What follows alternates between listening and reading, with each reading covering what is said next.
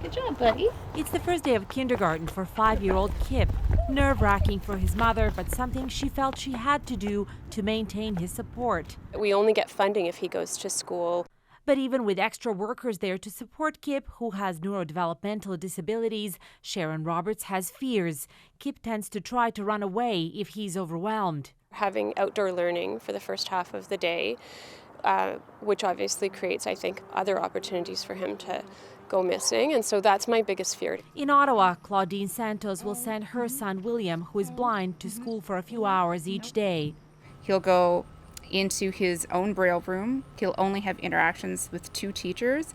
It's a situation she said she was lucky to be able to make happen. I am thankful that I have access to a great team, but there are lots of parents that I know that lack either the language ability or the capacity to help their children. Across provinces, funding and policies around adapting schools to students with special needs vary, but the common thread is added challenges.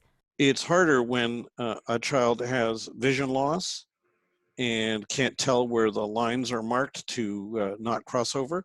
Ontario invested $10 million in accessibility for students with disabilities, but many wanted specific plans developed too. So they're leaving it to each of 72 Ontario school boards to separately try to figure it out, and to do it in the middle of a crisis, a pandemic. I hear his frustration and the frustration of our families.